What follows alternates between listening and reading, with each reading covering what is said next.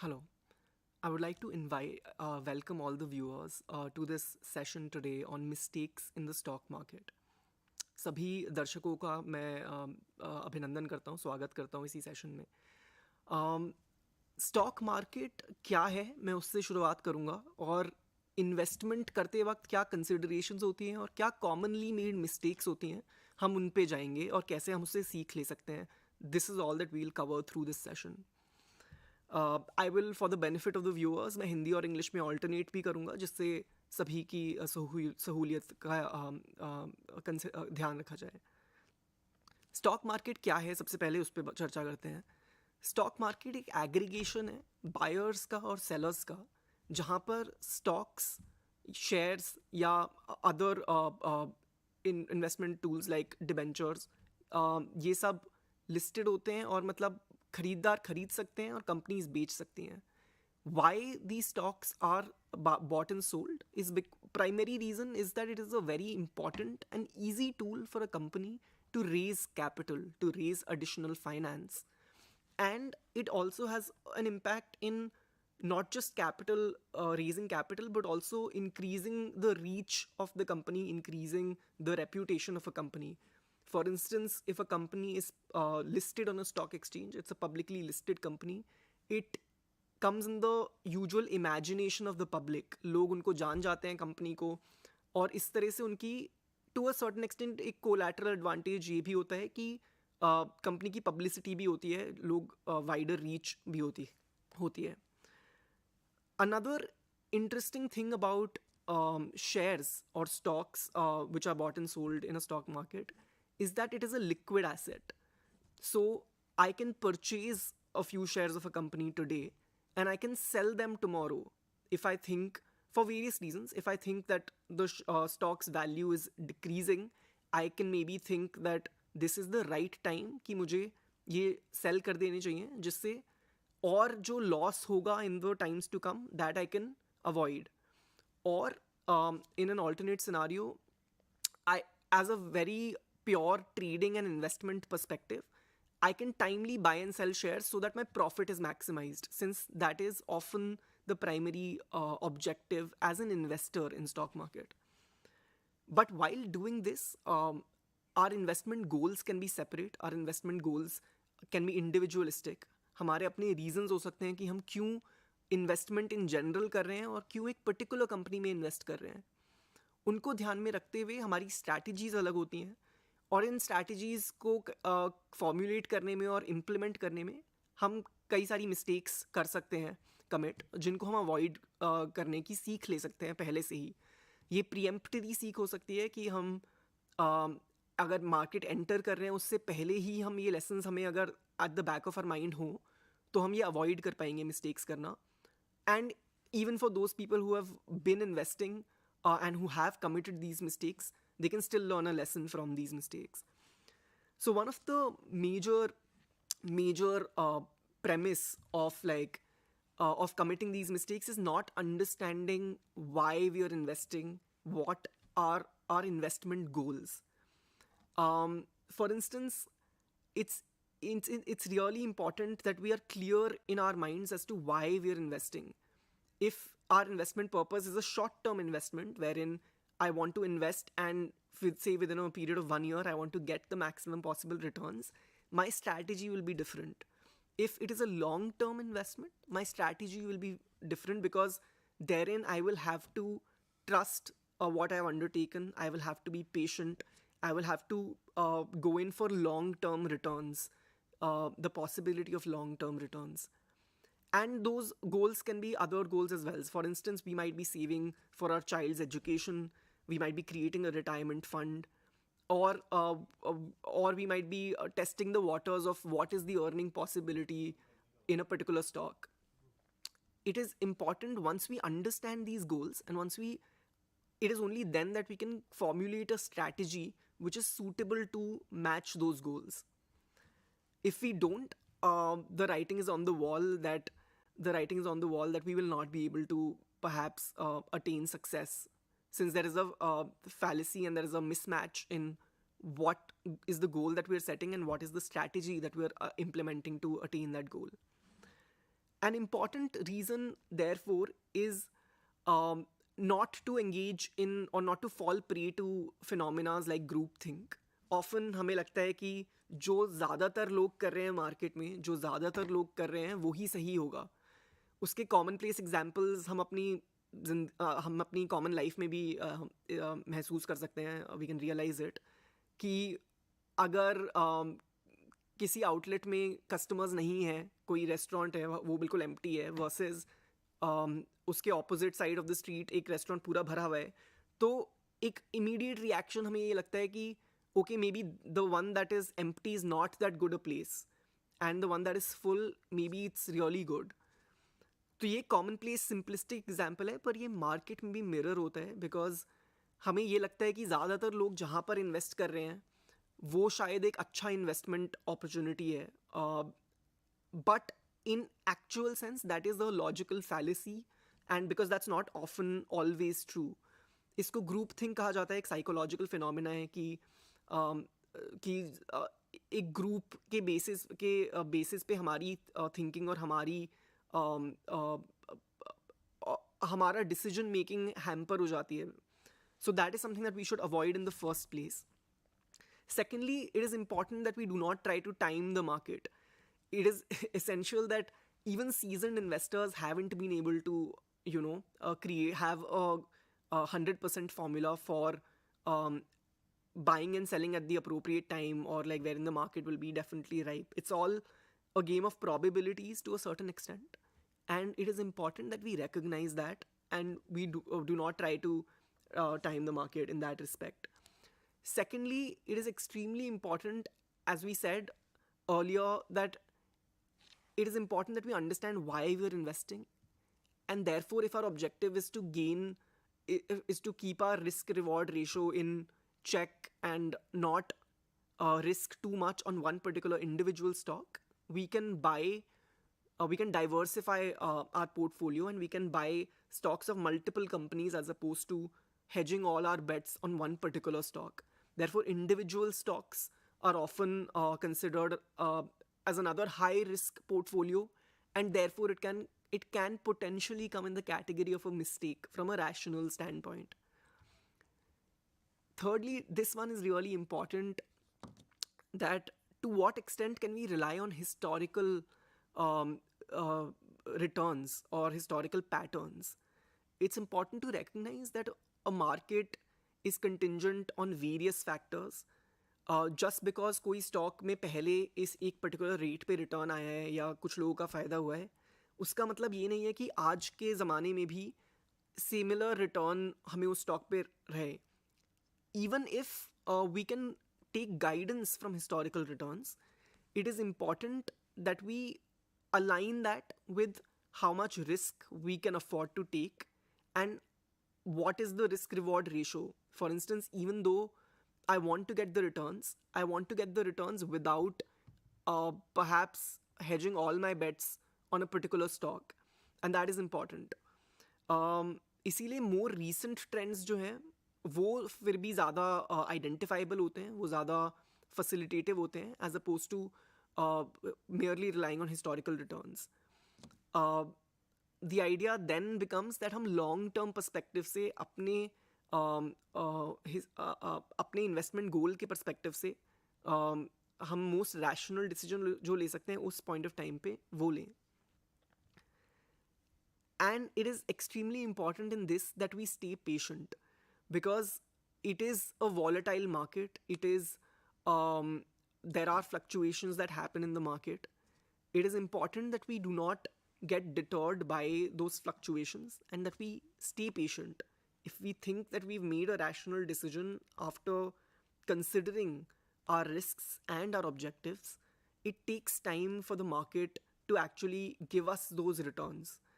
And those returns, to attain those returns on a long-term basis, it is important that we stick with it, we stay patient, we stay consistent with our investment practices, and it's important also, along with patience, that we do not fall prey to our emotions fluctuating, because often with market fluctuations, it happens that our emotions as well get fluctuated, right? And these emotions can often be greed or fear. If a stock is not doing so well or if there is some fluctuation, हम डर सकते हैं और हमारा अपना जो investment है हम वो रिट्रैक्ट कर सकते हैं. पर क्या वो सही डिसीजन होगा, क्या वो डिसीजन रश्ड होगा या नहीं, वो हमें रिकग्नाइज करना बहुत ज़रूरी है. बिकॉज ऑफन बहुत जल्दबाजी में लिए हुए डिसीजंस जो होते हैं वो ऑफन सबसे ज़्यादा रैशनल नहीं होते. And it is important that we are cognizant of that fact initially itself, कि हमें पता, हम ये रिकग्नाइज करें कि हाँ मार्केट में फ्लक्चुएशंस होंगे, मार्केट वॉलेटाइल होता है, बट हमें मार्केट के हर फ्लक्चुएशन पे हमें डर नहीं जाना है या हमें बहुत ओवर एक्साइटेड नहीं हो जाना है. अगर हमें रिटर्न्स अच्छे मिल रहे हैं तो even then we have to stay calm, we have to stay patient, we have to think that in the long term it more or less can even out. Therefore अगर अच्छे रिटर्न्स हमें मिले हैं तो इसका मतलब ये नहीं कि हम ओवर इन्वेस्ट कर देंगे उसी पर्टिकुलर स्टॉक में, ना कि एक रैशनल अप्रोच रखेंगे. So this is really important aspect again. Lastly, secondly, it's important also to recognize this concept of waiting to get even. हम कई बार ऐसा होता है कि हमें अगर लगता है कि किसी स्टॉक के प्राइस घट रहे हैं तो हम वेट करते हैं कि कब तक उसका और नीचे ना चले जाए प्राइस, तब तक हम सेल नहीं करते. We wait for the price of the stock to keep reducing and only when it reaches market price do we sell it. This is a cognitive error because it hurts us in two ways. Firstly, we could have sold that stock earlier when the price wasn't that low, and we could have benefited from that price of the stock being higher earlier. And secondly, we're losing out on an opportunity to invest that money in a better stock. अगर हमें दिख रहा है कि इसके price अब नीचे ही जाएंगे तो हम इसको आज सेल कर सकते हैं और उससे हमारा टाइम भी बचेगा, उससे हमें बेटर रिटर्न्स भी मिल जाएंगे. वो आज हम 100 रुपीज़ में सेल कर सकते हैं, कल शायद वो गिर के 80 का हो जाए, 70 का हो जाए, 60 का हो जाए. एंड सेकेंडली, जो हमें 100 रुपीज़ मिले हैं, जो और हमें एडिशनल 40 के गैप जो हमने गेन कर लिया है, उसको हम टाइमली इन्वेस्ट कर पाएंगे in a better stock. So that is something that will be rational, and it is all linked. All these factors are linked, right? Because even this decision is based to a certain extent. It plays with both greed and fear because we're trying to maximize our greedy tendencies by trying to gain as much. But often in that attempt, we lose sight of the fact that it might not be rational. What might be rational is a timely exit from a particular stock once we know that it is already going to be in decline. And how do we know that it is going to be in decline? That is not a decision that we can take overnight, that okay, once a particular fall slips, we automatically believe that okay, there is no further scope in this stock. उसको समझने के लिए हमें experts की ज़रूरत होगी. This lecture and this talk is in understanding of the fact that all of us as laymen, as common people who are investing in stocks, what are the mistakes that we are committing. तो ऐसा होता है कि हमारी financial literacy या हमारी stock market को related जो लिटरेसी है वो हमेशा एक्सपर्ट्स से के कंपैरिजन में तो फिट नहीं होगी. देयरफॉर इट इज़ इम्पॉर्टेंट कि हम अपनी नॉलेज बेस को भी अपडेटेड रखें, हम latest trends in the market से वाकिफ़ रहें, हम एक्सपर्ट्स की राय लेते रहें इन सब मामलों में. क्योंकि for instance if they have predicted that a particular thing is happening and if there is overwhelming evidence हमारे पास अवेलेबल कि इस स्टॉक के prices in the next 4 to 5 months नीचे ही जाएंगे, then we can maybe take that call of not waiting for the market to get even, जिस phenomena का हमने अभी जिक्र किया था. ये ही कॉल हम सिर्फ अपने बेसिस पे लेना थोड़ा मुश्किल होता है क्योंकि हमें ऑफन ये एहसास नहीं हो पाएगा कि क्या ये टेम्पोरेरी डाउनफॉल है प्राइस में या फिर इसका कंसिस्टेंटली प्राइस नीचे ही होता जाएगा. Because if it is a temporary downfall, then we also do not want to make the mistake of rushing to sell the stock. Because it might happen that ये temporary downfall तो है, but it gets cured and that stock actually can recover and can give us good returns as well. So it's important कि हम इसको भी recognize करें. Next, it's important, इसका हमने पहले भी थोड़ा सा जिक्र किया है कि it's important कि हम हमारा जो investment objective है और हमारी जो personal factors हैं उन पे हम ध्यान रखें, क्योंकि actually investment is a very personal thing that we undertake. हर कोई इंसान जो इन्वेस्ट कर रहा है वो सिमिलरली प्लेस्ड नहीं है. मेरे पास एक दूसरे पर्सन से कम पैसे हो सकते हैं इन्वेस्ट करने के लिए, मेरे पास लिक्विड पैसे कम हो सकते हैं, मेरे पास रिस्क टेकिंग एबिलिटी कम हो सकती है. And these are factors which actually determine to a large extent to which direction our investments of two people can take. Because if another person has greater money than me but lesser of a risk taking ability, I might be more, even though with lesser money I might still be more aggressive, for the lack of a better term, aggressive and in terms of investing, because मेरी risk taking ability ज़्यादा है. On the other hand, even if I have more money but less risk taking ability, तो मैं थोड़ी cautious approach इस्तेमाल करूँगा. But on a given day उससे फ़ायदा ये होता है कि मैं ज़्यादा नंबर ऑफ स्टॉक्स में इन्वेस्ट कर सकता हूँ, अपना इन्वेस्टमेंट पोर्टफोलियो डाइवर्स रख सकता हूँ. और I can do that because I have that capital to do that wider capital base.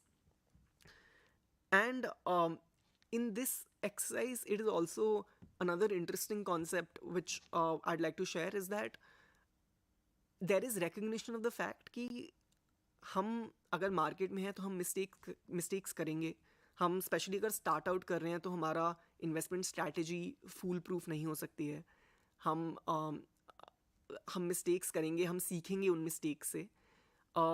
And therefore it is important that we dedicate some aspect or some amount of money that we are willing to invest as say fun money or money as learning money, which is spent recognizing the fact that the market is volatile, that we are learning, that we are a new entrant in this investment, in the stock market investment business, and therefore we allow ourselves to make some mistakes. Obviously, the idea is not to be reckless in this respect, but to be mindful that mistakes हो सकती हैं. हम कुछ पैसा गवा सकते हैं, पर उससे हमारे लार्जर इन्वेस्टिंग एटीट्यूड पे फ़र्क इसलिए नहीं पड़ेगा क्योंकि हमने पहले से ही वो रिकग्नाइज कर लिया है कि ये 50,000 रुपीज़ फॉर इंस्टेंस मेरे लिए लर्निंग मनी है. I am okay with losing this money perhaps if I am mindful of the fact that I am learning every day. I'm trying to make the best decisions. But अगर वो decisions सही नहीं भी होते हैं for some reasons, I can still, I know that I had limited that money जिस पे मैं थोड़े ज़्यादा risk taking options ले सकता हूँ. और उस money के investment से मैं सीख के आगे when I'm taking riskier calls with a larger sum of money, I can do that. ये ऑफन इसलिए भी ज़रूरी है क्योंकि हम सभी इन्वेस्टिंग फॉर्मल इंस्टीट्यूशन से हर बार सीखते नहीं हैं. सब लोग कोर्सेज नहीं करते इन्वेस्टमेंट्स पे, and therefore a lot of it is acquired skill and acquired knowledge, as well as personal factors like your propensity to take risk, which we spoke about earlier. तो ये एक बहुत ही इंटरेस्टिंग कॉन्सेप्ट मुझे लगता है, और in my opinion this is actually very rational, because इससे ऐसा नहीं होता कि हम recklessly spend कर रहे हैं money with the idea that we're learning. No, the idea is to limit that amount of money and recognize that this is the amount of money that I'm okay treating as a learning expenditure, so to speak. And obviously because the attempt is to make rational decisions even while using that learning sum, there are chances that you will not lose it completely. There are chances that you will gain even while recognizing that as a learning sum. And that is something that's crucial. Further mistakes which come about are, this is another interesting mistake of falling in love with a stock. हमें लगता है कि कुछ companies ऐसी हो सकती है जिनके साथ हमारा एक इमोशनल कनेक्शन हो, एक पर्सनल अफिलिएशन हो। हम काफ़ी टाइम से एक कंपनी को फॉलो करते हुए आ सकते हैं, इसलिए एक बायस और एक रिगार्ड एक कंपनी के लिए ऑलरेडी हो सकते हैं। And secondly this gets exaggerated when in a short span of time I do get some good returns. Both these things coupled together makes me akin to falling in love with the stock and makes me want to invest more and more in that particular company.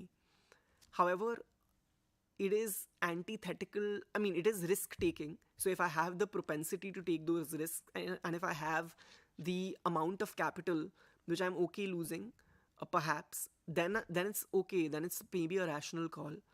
But if I do not want to take that risk or that much risk, reason and reasonableness would suggest that I diversify my portfolio, that I invest in multiple stocks, and I do not rely on only that one stock merely because मेरे emotions उस company के साथ involve हैं, या फिर उस company के promoters के लिए मेरी रिस्पेक्ट बहुत है, या फिर एक छोटे समय में मैंने कुछ रिटर्न्स पा लिए हैं उस कंपनी से, तो मुझे लगता है कि now this is a known devil as opposed to an unknown devil, and therefore I should further invest in that known devil. The problem with stock market often can be that the known devil may not necessarily be too much better than an unknown devil, because there are things about that known company, that known investment, which are also subject to market fluctuations. So even if I know to a certain extent about the company and about their practices and about how they are functioning, तो उससे मैं कुछ अंदाज़ा तो लगा सकता हूँ कि अच्छा ये कंपनी अच्छा कर रही है, इसमें कोई मेजर रेड फ्लैग्स नहीं दिख रहे हैं मुझे इन्वेस्ट करते वक्त, and they seem to be on the rise. But at the end of the day, they are still subject to market fluctuations. They are still subject to various economic forces that determine the prices of stocks in the market. And as an investor, I should be mindful of that. Further, over diversifying is another mistake that one can commit, because even though diversifying in general is beneficial, if you over diversify, it might not match with your investment objective often. And often these fields have diverse and different risk profiles. So that is also another consideration which determines whether your diversification decision is rational or not. Otherwise, it can be suboptimal. It might not lead to the best returns that might be given to you. Another word of caution is that I don't want to come across and sound too as advocating for caution only and advocating for risk averse investment. At the end of the day, investment का objective हमारा कई हो सकते हैं, पर एक primary objective तो होता ही है that we are investing to get returns, that we are investing to increase our money, and when that is the objective, it is important that that is attained. So it does involve risk, and it will involve situations wherein we may need to take those risks or sustain uncertainty. For instance, even if a market is fluctuating, but we have faith in the companies that we've taken the shares of, that we've bought the shares of, we should perhaps stick it out and try to give the market enough time to stabilize itself, because otherwise we might be moving too quickly back and forth. हम बहुत जल्दी retract कर लेंगे वरना अपने investments को, और वो फिर वो जाहिर सी बात है कि वो रिटर्न्स आ ही नहीं सकते, क्योंकि हमने लॉन्ग इनफ एक स्टॉक में एक इन्वेस्टेड स्टॉक में हम के साथ हम रहे नहीं हैं, और हमने उसको अपॉर्चुनिटी नहीं दी है हमें ऑप्टिमल रिटर्न्स देने की. So it's important that we recognize that the best returns perhaps might take a long time to come, and we have to be consistent with that long-term investment strategy. This again will depend on also how much money I am willing to put in the market, because often times the amount of money that we're willing to invest is not is a fraction of the amount of my net worth. It will um, it will not be very rational, in my opinion at least, to invest a large portions of your net worth of your earnings itself. There have to be a certain component which is saved, and there has to be a certain component which is invested, and that is a personal call which we take basis our earning ability, our net worth, and our willingness to take risk and quest for returns, for sure. In conclusion, it's important for us to recognize that mistakes are essential to the practice of investing. क्योंकि ये volatile considerations होते हैं, क्योंकि uncertainties होती हैं market में. That is what makes it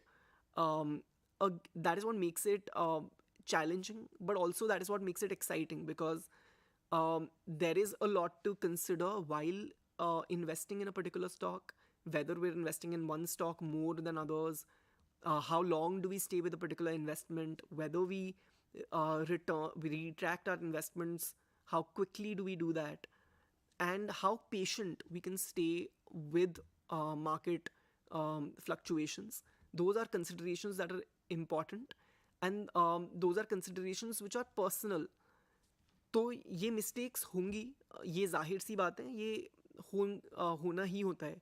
हम कैसे उन मिस्टेक्स को मिनिमाइज कर सकते हैं, कैसे हम माइंडफुल हो सकते हैं of the fact that mistakes will be committed, and therefore हम कम से कम अफेक्ट हों जब मिस्टेक्स हो जाएं.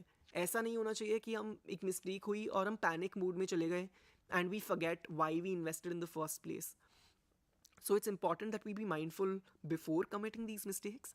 And even if we have committed these mistakes, we learn from those mistakes if we're willing to invest sustainably and consistently in the long run.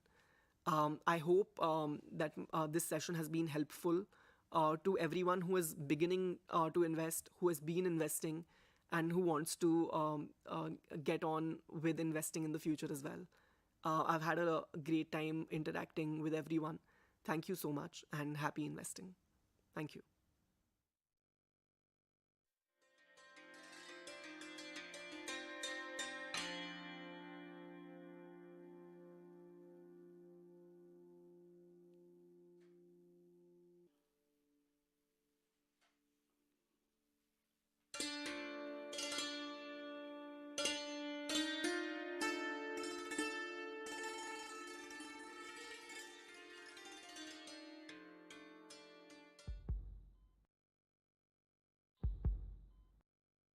Critical है, but we are trying.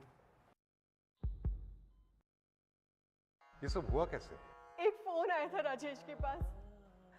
उसने कहा कि उनकी 1 करोड़ की lottery निकली है और उसके लिए उसने बैंक डिटेल्स मांगी. राजेश ने सारी डिटेल्स दे दी. 1 घंटे के अंदर ही उनके बैंक अकाउंट से सारा पैसा साफ हो गया और वो यहाँ आ गए. हार्ट अटैक आया है. देखा आपने, आपकी जरा सी असावधानी क्या कर सकती है. डिजिटल फ्रॉड करने वालों से सावधान रहें. अपनी बैंक डिटेल्स, अपना डेबिट या credit card number, expiry date, CVV, OTP, PIN कभी किसी को ना बताएं. सावधान रहें, समझदार बने. IEPF अथॉरिटी द्वारा जनहित में जारी. हाँ जी सुरेश जी, रिटायरमेंट के बाद जो प्रोविडेंट फंड आएगा उसका क्या करेंगे? कुछ खास प्लान नहीं है. पड़ा रहेगा बैंक में, ब्याज आता रहेगा और क्या. सुरेश जी, बैंक से कितना ब्याज आएगा? एक नई स्कीम बताता हूँ, उसमें पैसे लगा दो. साल भर में दुगने बल्कि चौगुना हो जाएगा. हाँ, बस कुछ नए मेंबर्स बनाने. नहीं सुरेश जी, इन सब फालतू चक्करों में मत पड़िए कि नए मेंबर बनाना, रातों रात करोड़पति बनाना, ऐसे सपने दिखाने वाली स्कीम से बचकर रहें. आप लालच में आकर नहीं, समझदारी से निवेश करें. नए मेंबर बनाओ, वर्ल्ड टूर पे जाओ, कमीशन पाओ या उपहार घर ले जाओ. ऐसे सपने दिखाने वाली स्कीम से बचकर रहें. ऐसी स्कीम्स धोखा हो सकती हैं. IEPF अथॉरिटी, कॉर्पोरेट कार्य मंत्रालय द्वारा जनहित में जारी.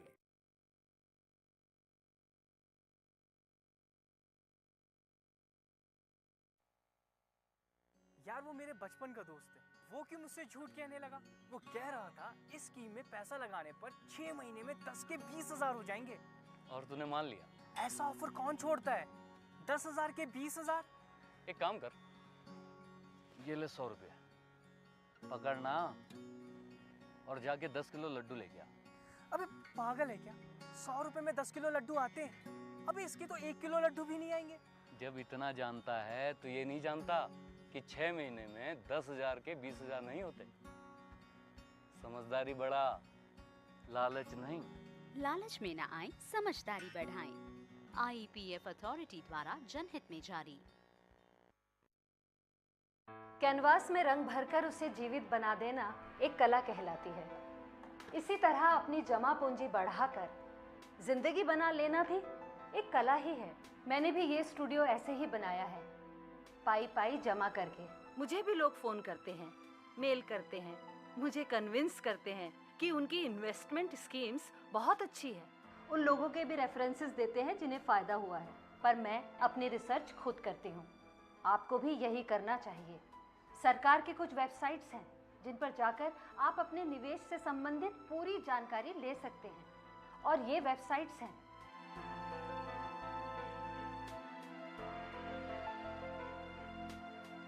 मैं अपने पैसों को लेकर सावधान रहती हूँ, आप भी रहिए।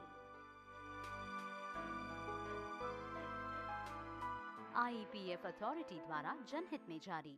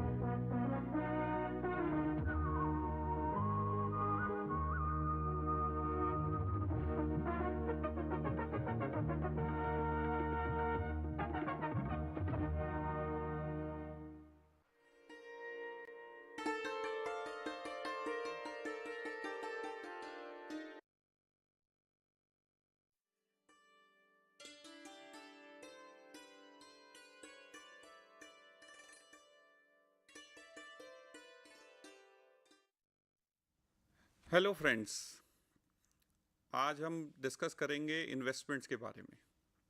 इन्वेस्टमेंट्स मतलब एस्पेक्ट्स ऑफ इन्वेस्टमेंट्स के बारे में।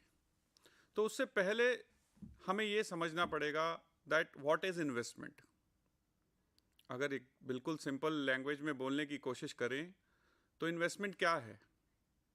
इन्वेस्टमेंट इज़ जितनी भी आपकी सेविंग्स हैं, उस सेविंग्स को अगर हम कहीं इन्वेस्ट कर दें, लेट इट बी एसेट्स में या किसी भी और ऑब्जेक्ट के अंदर अगर हम इन्वेस्ट कर दें, then it is an investment. तो इसमें इंपॉर्टेंट चीज़ समझने की क्या है कि हमने किसको इन्वेस्ट किया, दैट इज़ द सेविंग्स। तो व्हाट इज सेविंग्स? तो मन में ख्याल आता है कि सेविंग क्या है। तो सेविंग इज बेसिकली आज जो मैं अर्निंग कर रहा हूँ, the earning which I am doing right now, और उसके में से कुछ पैसा अगर मैं सेट असाइड कर देता हूँ, कुछ अमाउंट में अलग कर देता हूँ, दैट इज कॉल्ड सेविंग्स। और जब वो सेविंग मैं इन्वेस्ट कर देता हूँ या किसी एसेट्स में क्रिएट कर देता हूँ या फंड्स में डाल देता हूँ, then it is called as investment. अब हर इन्वेस्टमेंट किसी ना किसी रिस्क से एसोसिएटेड होती है। It can be low risk, moderate risk और हाई रिस्क। तभी ये कहते हैं कि that start investing early.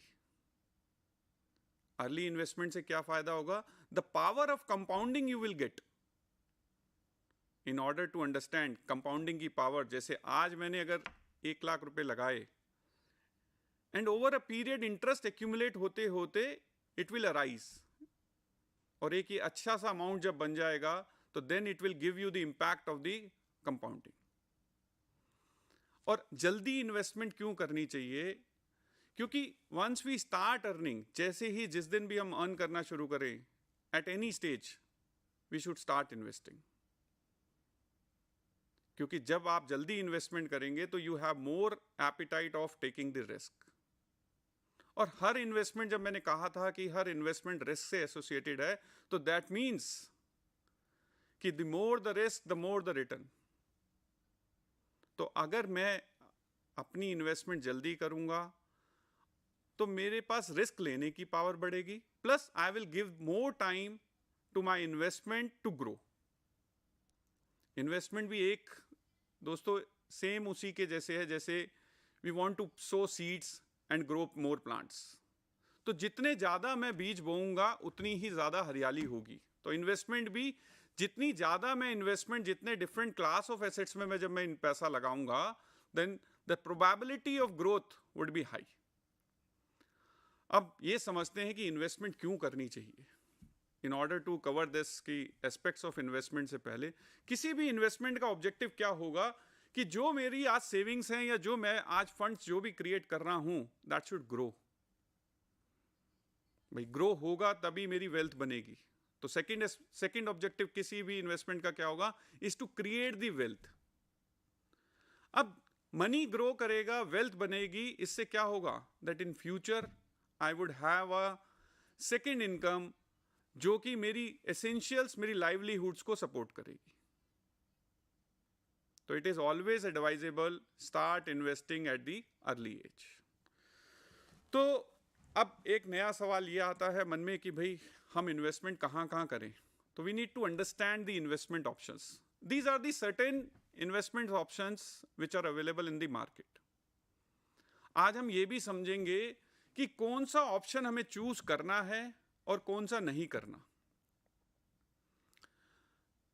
Equity shares, mutual funds, national pension scheme, public provident funds, these all are the investments option which are available to each and every individual. अब main question क्या है कि मुझे कौन से इन्वेस्टमेंट्स में अपना funds park करनी है। मुझे अपनी हार्ड अर्न मनी जो मेरी सेविंग्स है वो मुझे कौन से ऑप्शंस में डालनी है, that is the most important part.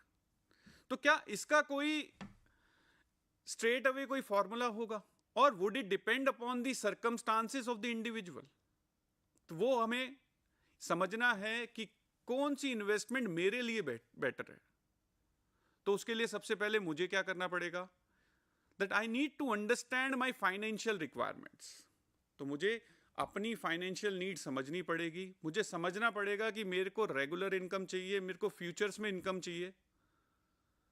So the time and the quality and the type of income which I need in the future will decide the option in which I should invest. और एक ये भी आप लोगों ने सुना होगा that don't put all your eggs in one basket. तो जब मैं ये डिसाइड कर लूंगा कि मेरे को मेरा ऑब्जेक्टिव क्या है, that what is my financial needs, then I should start making investments. And investment जब भी मैं करूं, it should be diversified. क्योंकि हर इन्वेस्टमेंट का अपना एक ऑब्जेक्टिव होता है। जैसे दे आर सेइंग कि भाई आज इक्विटी में अगर पैसा लगाएंगे तो it would grow, but it comes with a risk. And if I need to save my investment, my savings, then I would going in the government bonds. अब जब मैं गवर्नमेंट बॉन्ड्स या एफडीआर किसी या पीपीएफ में जाता हूं, तो then what I am trying to save, I am trying to ensure कि जो मेरा प्रिंसिपल है that should be kept intact, but उसके साथ साथ मेरी रिटर्न का जो ग्रोथ मिल सकती थी वो भी मैंने कहीं ना कहीं रिस्ट्रिक्ट कर दी है। तो अर्ली एज में अगर मैं इन्वेस्टमेंट्स करता हूं और डाइवर्सिफाइड करता हूं तो I have the appetite to take more risk. और ये भी सबको पता है कि टाइम के साथ ही कोई चीज़ ग्रो करती है। जैसे अगर आज हम कोई पेड़ का बीज या कोई पौधे का बीज भी लगाते हैं तो it takes time to grow, और जब वो बड़ा हो जाता है तो it gives you the benefits. Investment is just like that कि आज हम कुछ बोएंगे, उससे कल पेड़ बनेगा, पेड़ से क्या क्या मिल सकता है, पेड़ से हमें फ्रूट्स मिल सकते हैं. तो this is also like, investment is also like sowing the seeds, and the early we sow, the benefit we will get more. अब मान लेते हैं कि कोई मैंने डिसीजन लिया पर्टिकुलर टाइम पे, कहीं मैंने इन्वेस्टमेंट्स कर दी, तो then it need to be reviewed. क्योंकि कोई इन्वेस्टमेंट पर्टिकुलर टाइम पे ठीक हो सकती है, it may not be a correct one कि वो हर टाइम के लिए ठीक हो. तो वी नीड टू इंश्योर कि हम समय के साथ उस अपने जहां जहां हमने इन्वेस्ट करी है, we should review and accordingly change our investment plan depending upon the financial need as well as the circumstances prevailing in the market. तो शायद मैं अपनी बात ये कह पाया कि how should you invest in terms कि मुझे जब इन्वेस्ट करना हो, तो ये एक इंडिविजुअलिस्टिक क्वेश्चंस हैं जो हर इंडिविजुअल को अपने ही लेवल पे आंसर करने पड़ेंगे बिफोर मेकिंग एनी इन्वेस्टमेंट. अब किसी भी इन्वेस्टमेंट का ऑब्जेक्टिव क्या होगा? जो मैंने इतनी मेहनत से अगर कुछ अर्न किया है, तो फर्स्ट एंड फॉरमोस्ट ऑब्जेक्टिव मेरा क्या होगा? इज टू इंश्योर कि जितना मैंने कमाया है that money should be kept safe. मतलब कम से कम जो मेरा प्रिंसिपल है वो तो उतना सेफ रहे. देन मेरी एक्सपेक्टेशन क्या होगी? That it should grow over a period of time. जब वो ग्रो करेगा तो then he would be able to meet the cost of inflation. जैसे महंगाई दर बढ़ती जा रही है, जो चीज मैं पहले 100 रुपए में खरीदता था, मान लेते हैं मैं 10 किलो कोई चीज 100 रुपए में खरीदता था, तो शायद वो 5 साल बाद मैं 10 किलो नहीं खरीद पाऊंगा, but my consumption would remain the same. तो उसको ध्यान में रखते हुए I should make an investment that should grow. And over a period जैसे जैसे मेरी उम्र बढ़ेगी, तो there could be a positions और probability my efficiency go down. तो शायद अर्निंग भी मेरी उस लेवल पे नहीं होगी जो आज है. तो ऐसी इन्वेस्टमेंट की जाए कि जिससे मेरे पास फ्यूचर में भी स्टेडी इनकम बन पाए. Then the fourth point which is most important, कि जब भी मैं इन्वेस्टमेंट करूं, आई शुड मेक श्योर कि that it should be tax beneficial also. मतलब टैक्सेस ना लग जाएं कहीं ज्यादा. So need to plan accordingly. So I need to ensure कि minimization of taxation burden has to be there at the time of making the investment. And we all know that we will grow old, and once we will grow old, then there would be a time when we would be taking the retirement. अब जब मैं retirement लूँगा, तो I should enjoy my retirement by making all these investment at the early stage. जितनी ज़्यादा मैं अपनी savings का बेस्ट यूटिलाइजेशन करूंगा, it will help me in the retirement time. Retirement time में दोस्तों क्या होता है कि भाई मेरी अर्निंग्स, मेरी जो एक्टिव अर्निंग है, जो मेरा स्किल सेट है, उससे जो अर्निंग होती है, that would probably get down as compare to what I am earning today. उस टाइम मुझे इंजॉय करनी है अपनी life. The more the fund I would have, the more I would be enjoying. And I need to keep thinking कि आज जो चीज है वो कल महंगी होगी, तो inflation has to be considered. तो for the better planning of the retirement, I should make investment at the early stage. Then retirement भी एक गोल हो गया. ऐसे ही मेरे फाइनेंशियल गोल्स अलग अलग होंगे. There could be a financial goal कि जहां पर मुझे अपने लिए एक प्रॉपर्टी परचेज करनी है, बच्चों की एजुकेशन है, मैरिज है. Then accordingly I need to make the investment depending upon my financial goals. But make sure that we make the investment whatever it would be the goal, and according to the goal the investment has to be selected. अब investment कैसे हो सकती है? Now we are understanding the categories of the investments. एक, that I should own the investment. अगर बिल्कुल simple language में मैं कहने की बात करूं, I should own some asset. मतलब मैं कोई एसेट खरीद लूं. फॉर एग्जाम्पल, मैंने रियल एस्टेट में एक प्रॉपर्टी खरीद ली, and from there I would be getting the income in the form of rent. और I could buy any stock in the equity market. From there I could get the income in the form of the dividend or in the form of the appreciation. So these are certain examples of owning the investments. Then I can lend the investments also. ये कैसे होता है? That where I am lending my money, मैं अपना पैसा किसी को उधार पे दे दूं, and from there I am earning the interest. It can be government bonds, it can be corporate bonds, it can be fixed deposit, anyway. Then cash and cash equivalent. The money lying in my saving bank account or money which is lying for a shorter period is known as cash equivalent.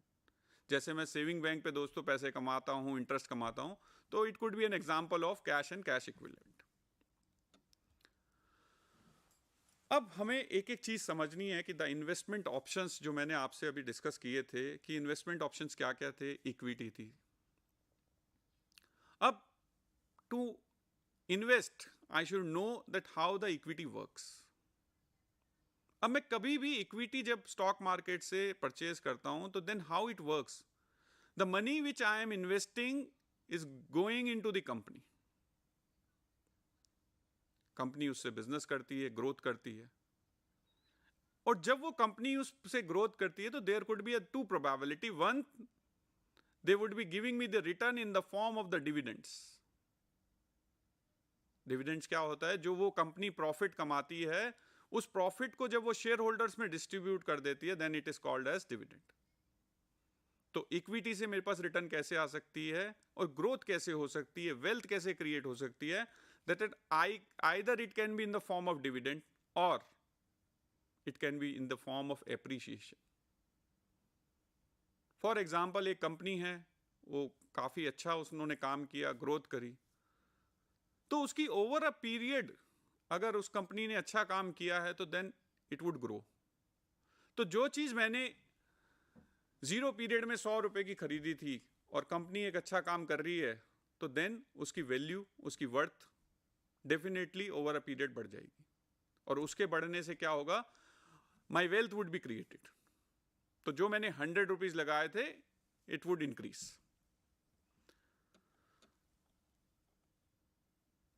Then ये तो हो गया एक तरीका. Equity में हम direct भी invest कर सकते. Then there is a good option which is known as mutual funds. We all know mutual fund सही है. म्यूचुअल फंड्स क्या है? Mutual funds again is investing the money in the equity और the debt market और whatever the options I have discussed at the earlier slide, वो सब के सब म्यूचुअल फंड के थ्रू भी इन्वेस्ट कर सकते हैं. म्यूचुअल फंड की जो पॉजिटिविटी है या जो स्ट्रेंथ है वो क्या है? The money is being invested by the person who have the specific knowledge, जिनको हम फंड मैनेजर भी कहते हैं. They are the experts in understanding the market. और सबसे एक अच्छी चीज उनको क्या पता है? When to exit, when to enter. In the equity market it is always a good saying that you should know when to enter and when to exit. And when we invest through mutual funds, these professionals, these bodies knows when to enter and when to exit. So the risk of losing the wealth or money is comparatively lower as compared to when we invest directly in the market. Or returns be over a period. If you give a good time to the mutual funds, to the equity market, over a period they have proved that they are giving good returns in comparison to the others options available for the investments. Now let us understand कि ये दो तो aspects हुए कि जहाँ पर I am trying to make an investments in the equity market directly or through the mutual funds. Then we have a traditional method of investing, that is the fixed deposits. Again, जब आप fixed deposits को देखेंगे तो you should understand that why you are making the fixed deposit. इसका जो basic objective है या basic importance है, fixed deposit ensures कि जो आपका पैसा है वो as it is intact रहे. So if you become older, you would be most preferably feeling कि यार I should invest in the fixed deposits. क्योंकि risk of losing the value of the investment would be lesser as compared to any other options.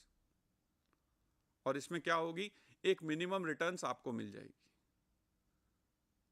That will help you to ensure कि जिससे आप अपनी monthly livelihoods meet कर सकें. FDs में भी आपके पास अलग अलग ऑप्शंस होते हैं. There could be a tax saving options also where you could invest in the fixed deposit for availing the benefit of the 80C. So अगर आप ये समझेंगे तो आपको ये क्लियर होगा कि the options are readily available in the market, but it would depend upon the individual that where to invest. So it is better to understand the true meaning of the investments, and it would depend upon the individual to individual and the requirements of the individual. Then the other strong investments and the secure one which we have is the public provident fund. The PPF in the smaller segment, which we say PPF also we tend to say, and these options are available also for making a secured investments. एक ये long term investments है जिसके अंदर lock in period भी है. और over a period it has given a good return in terms of those individual who do not want to take the risk. Again, it satisfies the 80C condition, that is, it gives you the deduction under income tax also to the maximum extent of 1.5 lakh rupees. और इसका जो interest भी है, that is also a tax-free interest. इसकी investments भी जिस दिन mature होती है, again it's a tax-free. So the return as well as the worth which you would be getting after the 15 years or after the lock-in period, it would be exempt. So it's a good option. अब इसमें एक चीज अच्छी और है कि although it is a long-term investment thing, but it gives you, in case of any emergency, it gives you the positions to take the loans also. और loan कब मिल जाएगा आपको? 3 साल से 6 साल के बीच में. And add that too at a nominal rate. Partial withdrawal भी आपको allowed है, but after the 5 years. Real estate. अभी तक ये जो हमने investment discuss कर रही थी, it can start with penny amount also, with small amount and can go to any extent. अब real estate Indian markets में कहा जाता है कि real estate is a good option to invest. Real estate से income क्या क्या आएगी? Over a period if we make the investment, it can be in the form of appreciation.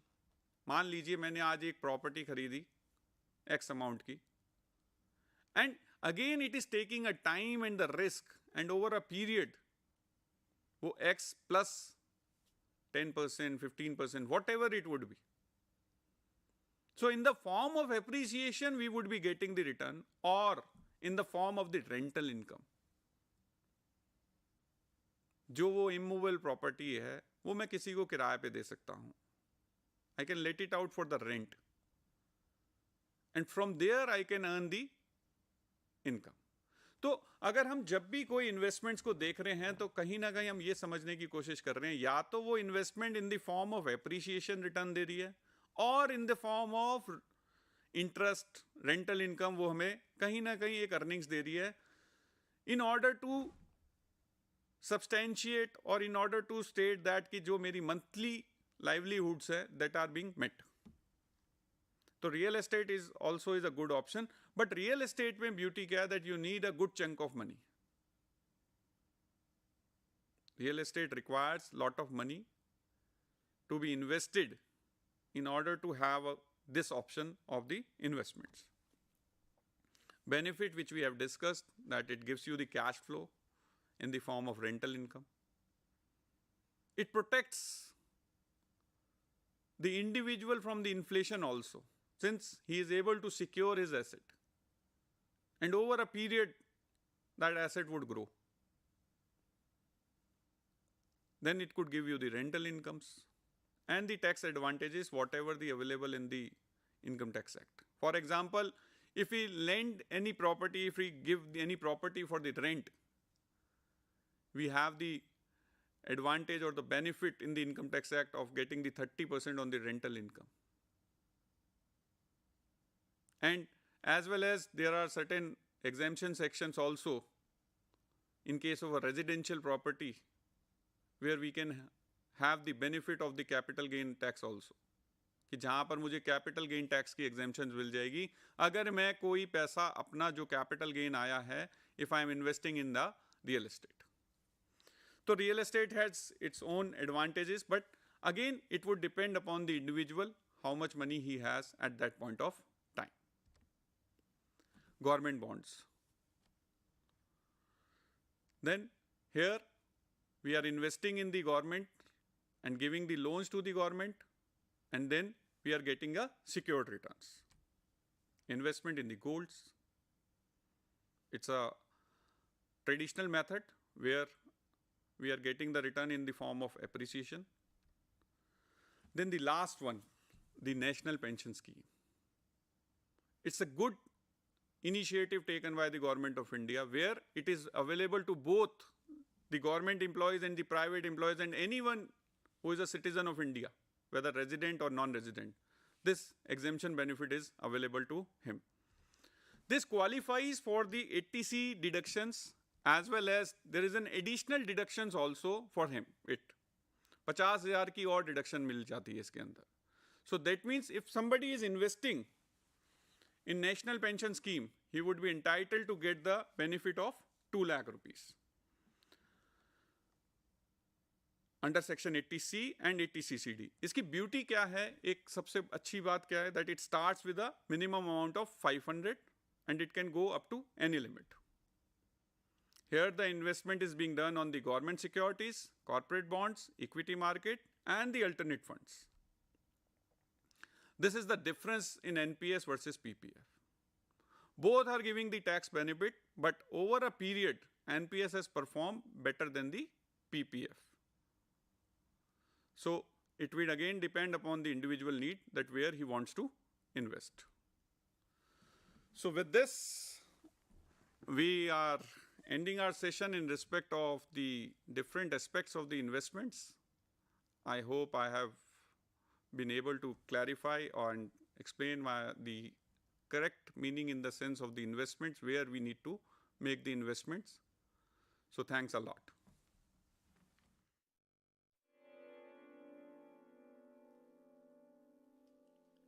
Bhairavi करे भैरवी हाँ Bhairavi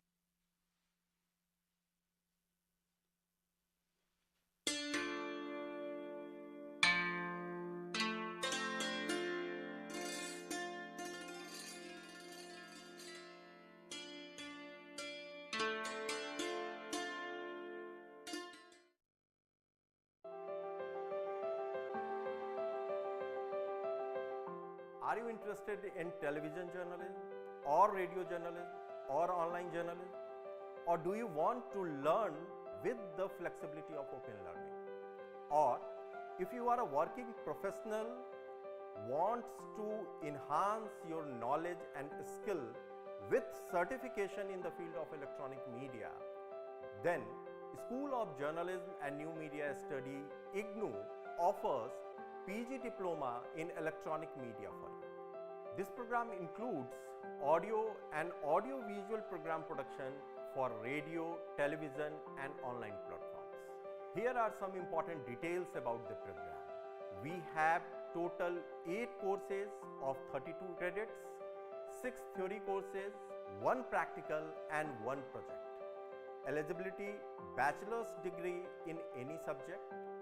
Minimum duration 1 year, maximum 3 years.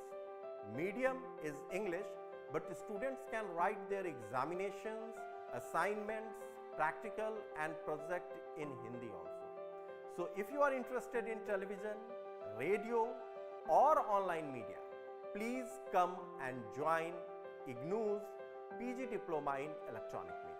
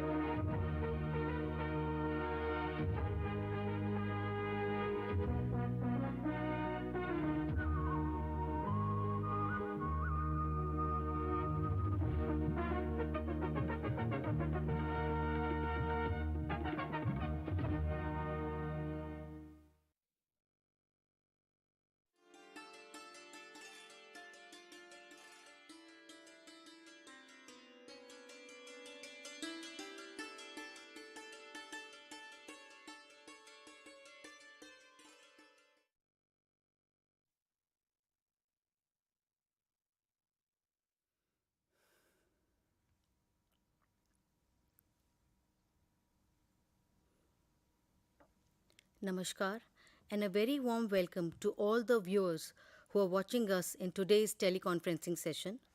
I'm Dr. Gitika S. Johri, faculty at School of Vocational Education and Training, IGNOU.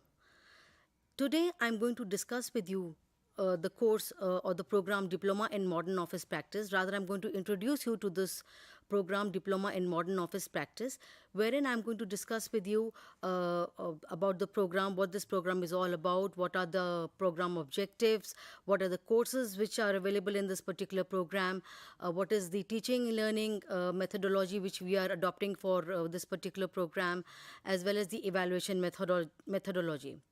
So let's begin with today's discussion by giving you an insight about the Diploma in Modern Office Practice program. So we all know that the secretaries and assistants, they have a very important role to play in any modern office environment. They are expected to have thorough knowledge of office management as well as the office procedures, along with excellent communication and organizational skills. We can see that the current business environment is demanding multi-talented secretaries and office assistants.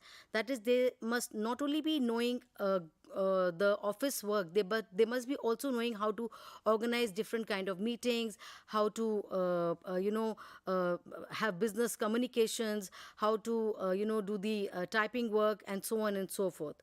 So we can say that a career course, this is a course which is more suitable for those who are seeking ready employment, and either we can say the government sector or in the private offices or public offices or in different MNCs or in different business houses and so on. So this program, when we were developing this program, we have combined the conventional practices of the secretaries, what the secretary used to do earlier, like taking notes and doing the typing work. So along with that, we have also given them knowledge of computer skills so that, they are able to do the work in the office environment in very effectively. This program will generate competent and skilled personnel at the entry level in any sector of employment. Now, let us understand or go through the learning outcomes. What will a student gain after completing this particular program in Diploma in Modern Office Practice? Now, a student will develop competency in communication skills. Since I said that we are talking about office, we are talking about the business environment. So the job of a secretary has that, they have to talk to clients, they have to organize meetings. So they have to have very good communication skills. Then they should be proficient in stenographic skills. Obviously, when they are doing the job of a secretary, they should be knowing how to write things in shorthand. So they will develop proficiency in stenographic skills. They will develop competency in handling office machines. So, there are different kind of office machines which are being handled. Like, we have the projector, we have the scanner, we have the photocopying machines, we have the latest type of printers. So it is the job of the secretary to be well versed with all the office equipment which are required in use. Then they should also know to operate the PC window on any kind of the operating system. And lastly, this particular program, they will also give them an understanding of how to keep the office records, how the indexing of the files have to be done, how filing has to be done, and how the methods, and practices for keeping the inventory control has to take place. So all these things, after completing this particular program, these are the kind of learning outcomes which or the competencies which a student will gain after completing this particular program. Now, this is some general information related to the program. We can see that, the eligibility, of course, is 10+2 or its equivalent. The program is being offered in English as a medium. Then the duration of the program is minimum 1 year and maximum 3 years. And this is from the date of registration. Suppose if you have registered in July 2022, then from today's date, from July 2022 date of registration till 3 years, you are able to complete this particular program. So this kind of flexibility is provided, in all the programs of IGNOU which are offering diploma programs. Of course, admissions are open in both the July as well as the January admission cycle. And the fee structure is, as of now, rupees 6,000, but this is exclusive of your examination fee and your registration fee. Now, let us have a look at the program structure. We can see that this program consists of mainly 5 courses. which are going to be offered in a blended mode. So, what are the 5 courses which are being offered in this particular program? The first course is BSSI 011, which is on communication skills. This is of 8 credits. The second course is BSSI 012, computer skills. This has both theory and practical. So here the students are going to be taught theory as well as practical. This is of 6 credits. Then the third course is BSSI 013, secretarial practice. This is of 4 credits. Then the next course is BSSI 014 and BSSI 014P. P basically indicates practical. So this is the course on stenographic skills, where the student is going to be taught both theory and practical aspects of stenography. And lastly, the course is on office procedures. Course code is BSSI 015. So we can see all these courses, they are integrated, means we will have both theory as well as practical in these courses. Now, let me discuss with you the different courses. So, till now we have just talked about the course structure. So, you must be wondering to know that what is the content in each of the different courses. So, starting with the course 1, which is on communication skills, BSSI 011. Now, if you see the title of the course, it is suggesting that it will help you to improve your communication skills in English in the areas of listening, speaking, reading, and writing. We know that communication has all these 4 components, that is listening, speaking, reading, and writing. So here we are going to improve your communication skills. Now, when we were developing this course, our main aim was to help you practice these language skills in real life situations so that you could speak and write with fluency and accuracy. Mostly what happens that most of the people who are working in any kind of an office environment, they lack confidence, and they lack confidence only because they are lacking in the communication skills in English. So this particular course on communication skills, it will help them in improving their speaking as well as writing skills, so that they're able to speak with fluency and with confidence. Then, as far as the editing skills is concerned, we have given a lot of remedial grammar exercises. If you go through the self-learning material, towards the end of each of the course or on the unit, we have given a lot of remedial exercises where, a student can practice. And apart from that, each unit or lesson has a section on pronunciation, which will help the learners improve their pronunciation and sound, in word stress, and in intonation. Many times we see that, the kind of pronunciation which is required to be spoken in a particular work environment, the people are lacking in that. So this particular topic on pronunciation, this will help them in improving their sound, their intonation, as well as their work stress. Now, the repetition of the words in English will considerably be enhanced through the vocabulary section. So we can see that there is a editing section, there is a pronunciation section, there is a vocabulary section. So if the learners, whoever is taking admission into the program, if you practice all these things diligently, I'm sure you will not only improve your language proficiency, but you will also become more confident at the workplace. Now, talking about the unitization or what is available in this particular course on communication. So, if you see, we have tried to cover the entire gamut of situations which one may be confronted when you're working at a workplace. So if you see the block-wise, how we have demarcated it, the first block is getting to know your organization. The second block talks about telephone communication. Third block deals with writing in workplace. Fourth block is on meetings and discussions. The fifth block is on e-correspondence. The sixth block is on writing reports and proposals. Block 7 is on preparing for a job, and block 8 is on self-development. So a very complete and a very holistic course where we have, as I said, covered the entire gamut of situations which one may be confronted wherever you're working, in whatever kind of situations.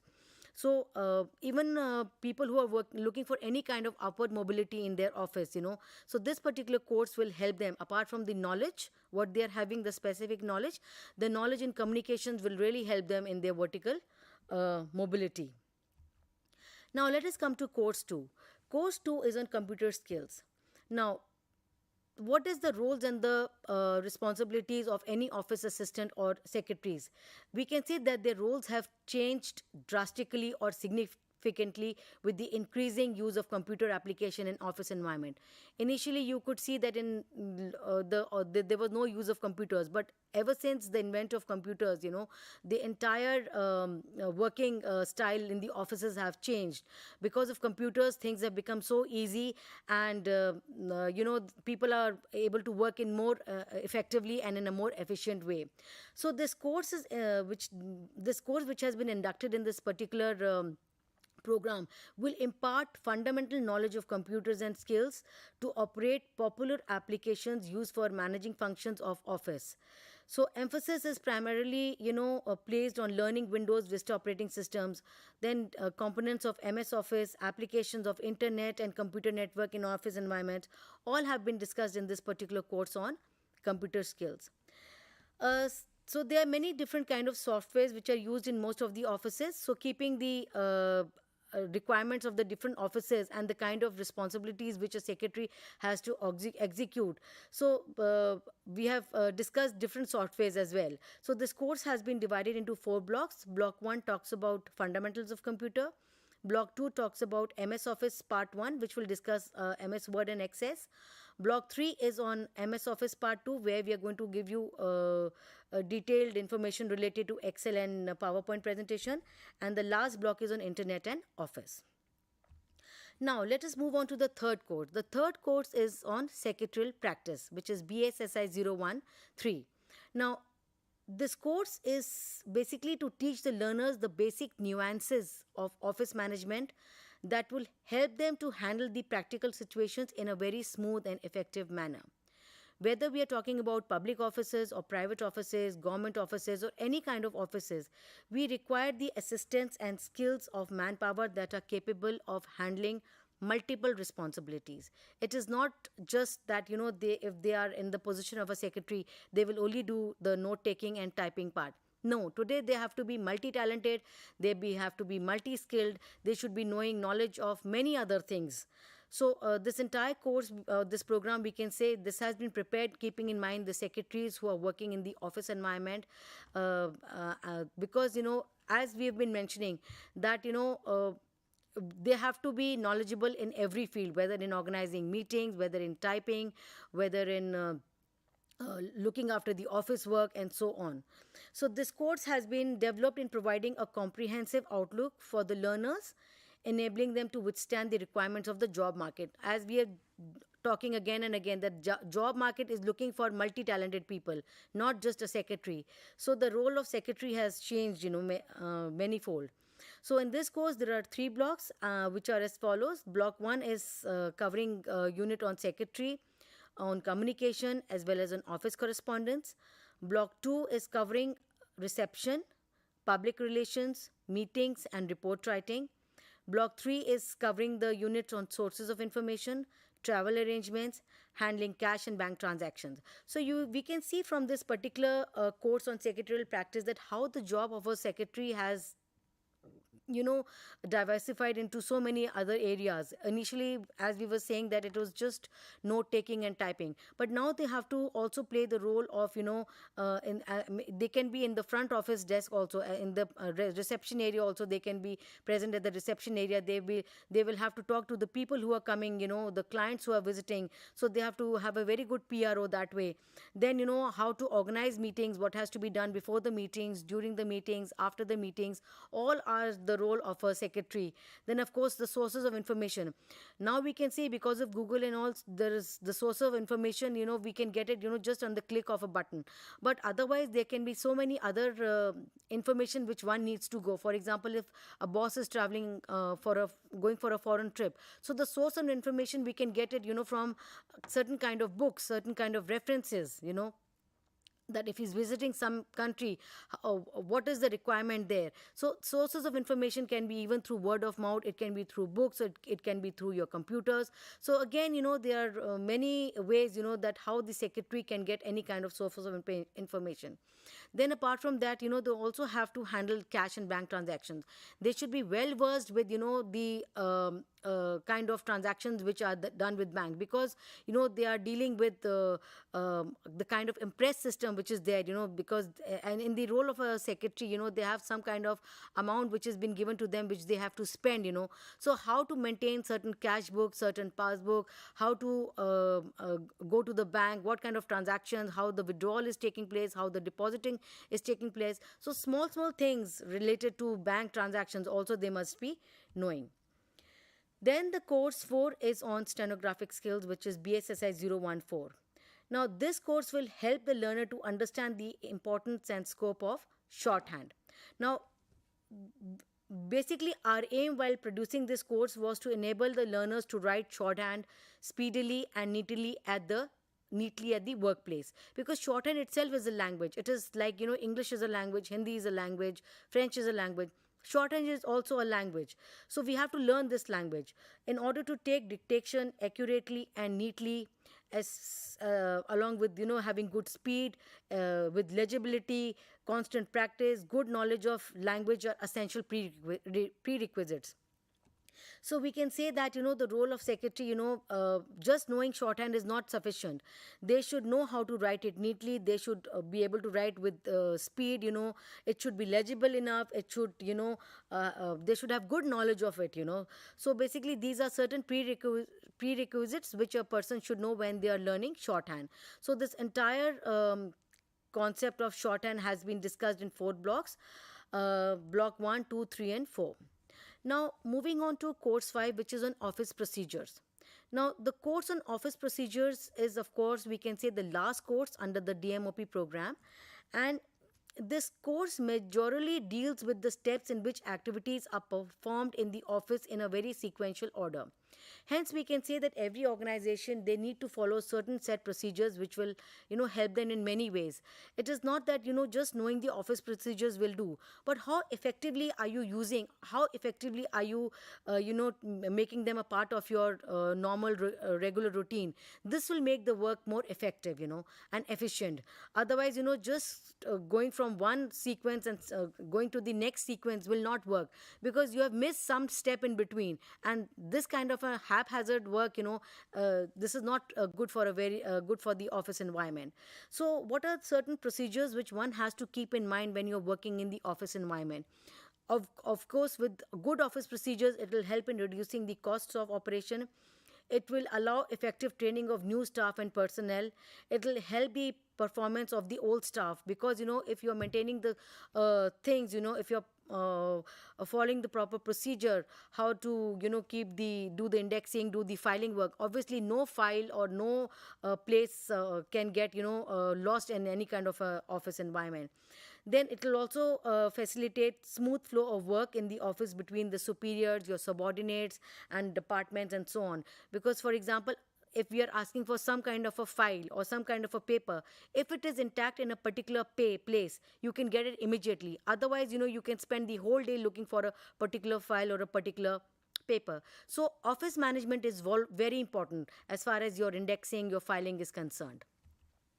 So learners, we can see that the efficiency of any organization, it largely depends upon the processes and the procedures and the ability of its employees to follow them in order to achieve the object of the business with speed, quality, following the procedures prescribed for that particular purpose. So all these things, have been discussed in 2 blocks as far as your course on office procedures is concerned. Now, you must be wanting to know that how the teaching and learning of this particular course takes place, or this particular program takes place. As we mentioned that there are 5 courses.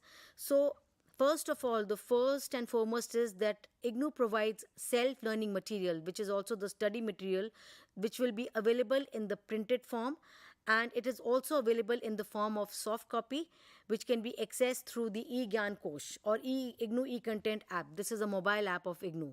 So learners who have opted for the self-learning material in the hard copy form, they will get the hard copy. Those who have opted for the soft copy, where they get a rebate of 15%, they have to download the material from the EGNOU portal, which is the repository of the IGNOU study material. Then, there are counseling sessions which are taking place at the respective study centers, and they are organized, maybe through technology enabled support system. It can be through your Google Meet, it can be through any virtual mode, Zoom. Then it can be, the counseling can take place through the interactive radio counseling session. Then it can be through Gyan Darshan or teleconferencing, what we are having right now, Gyan Dhara. So these are the different modes, in which the counseling of a learner takes place. For practical counseling sessions, we have two courses in practicals, computers and stenographic skills.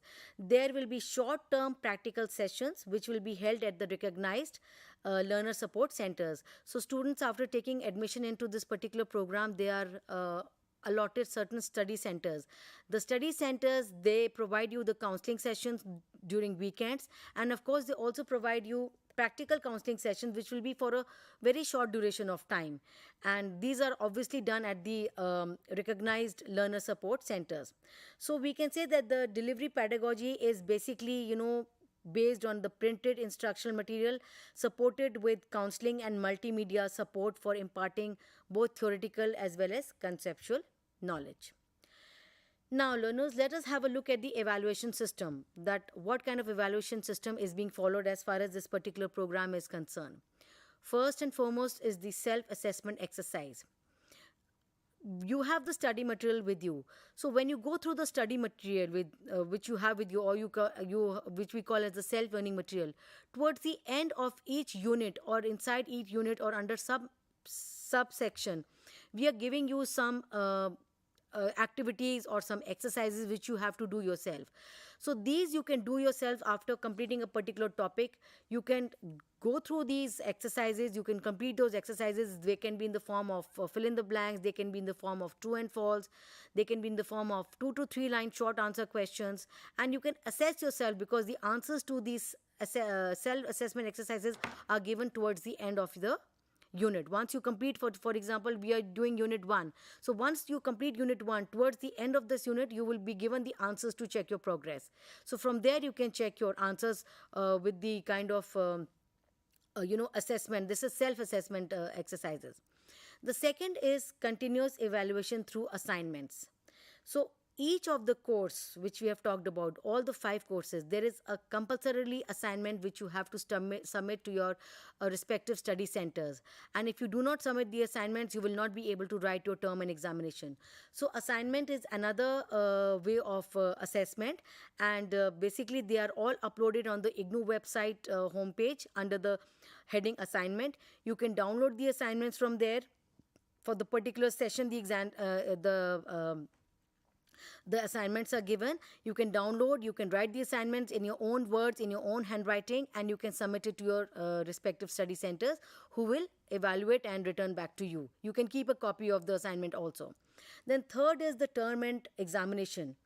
Now, you will be having term and examination theory for 4 courses. Which are the 4 courses under which you will be evaluated? You will be evaluated on English, the communication skills course, which is BSSI 011. Then you have course on BSSI 013, which is secretarial practice.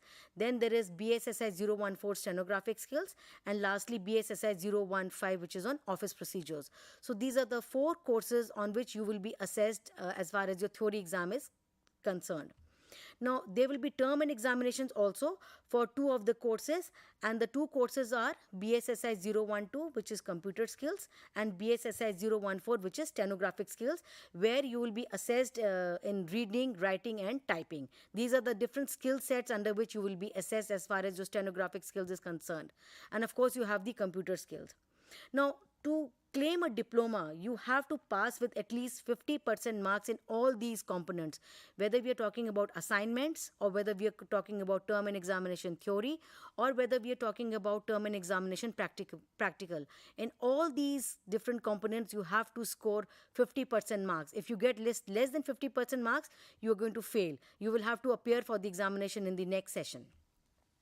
Now, the weightage of the final results can be seen that in most of the cases, we see that as far as the assignment is concerned, the weightage is 30%, and for term and examination, the weightage is 70%. Only for computer skills, as I said, there is no theory examination, so you are going to be assessed for your practical examination, and weightage is going to be 70%. And regarding your stenographic skills, we can see that weightage for term and examination, theory is 25%, continuous evaluation in the form of assignment is 25%, and 50% is your practical examination.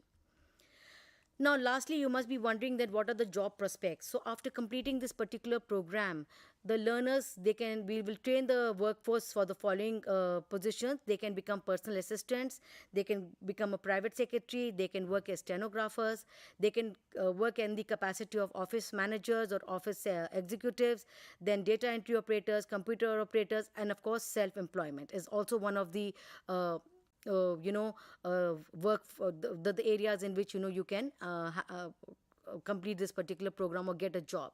So learners, if you have any kind of query, you can please contact us on the following email address, which has been shown here on the slide, and we will be glad to address to all your queries, and wishing you all the good luck. The admission process is going on. You can visit the IGNOU website homepage for same.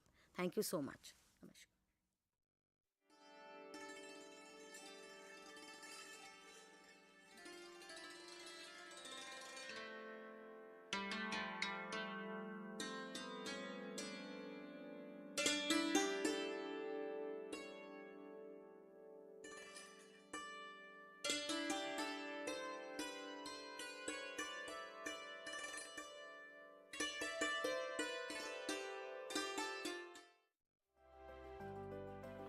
We wear clothes on a daily basis. But have we ever wondered, where do our clothes come from? Who makes our clothing?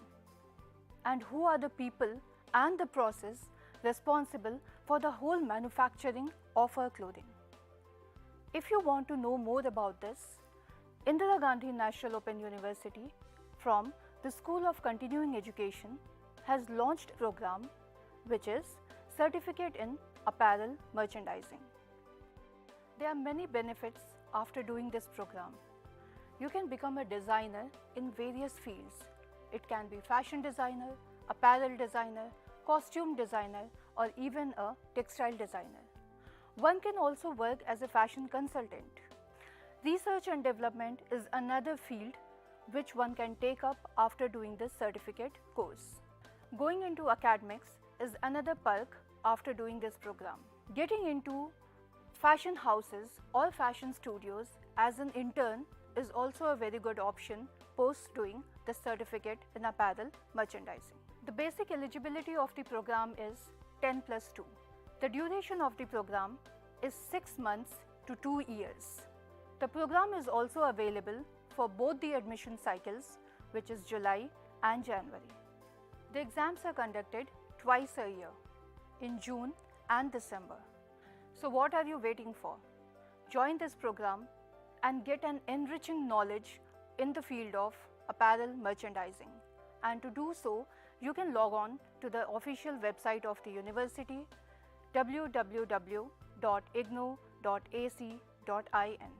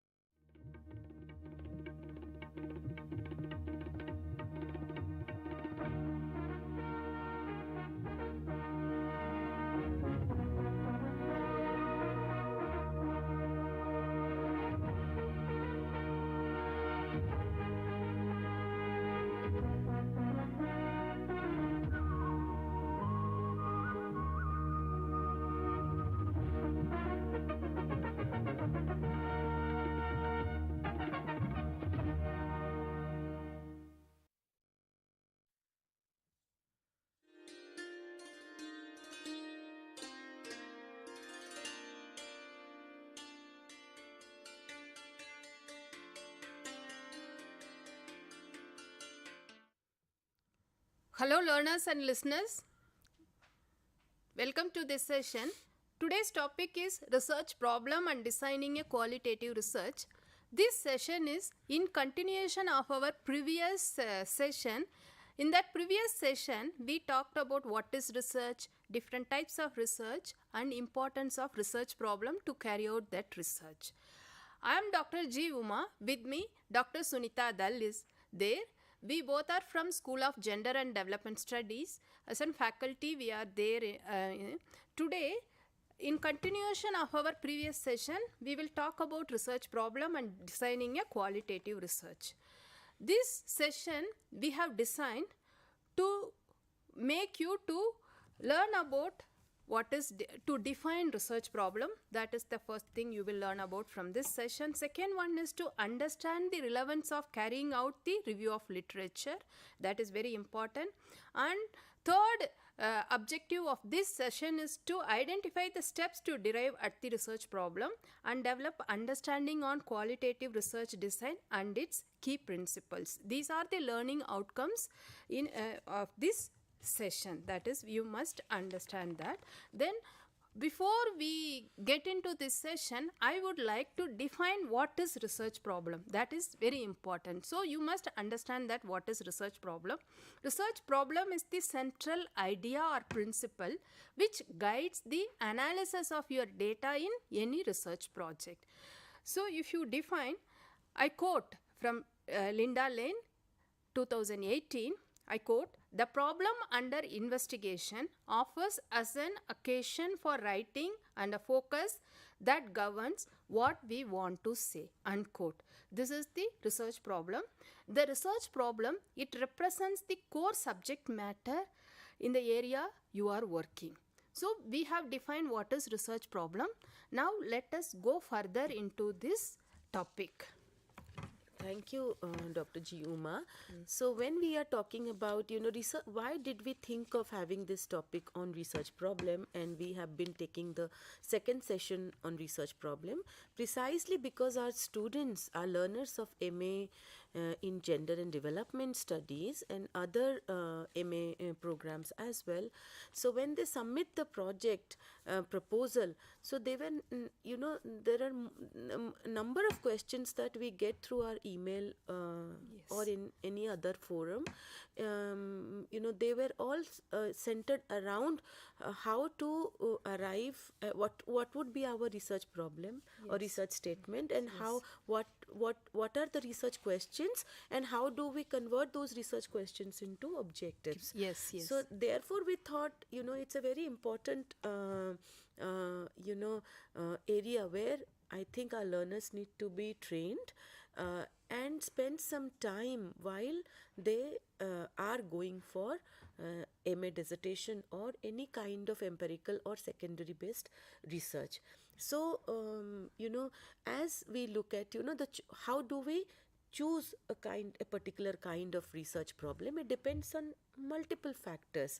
One is the significance for scientific knowledge. You must always look for what is its significance, rationale to undertake this research.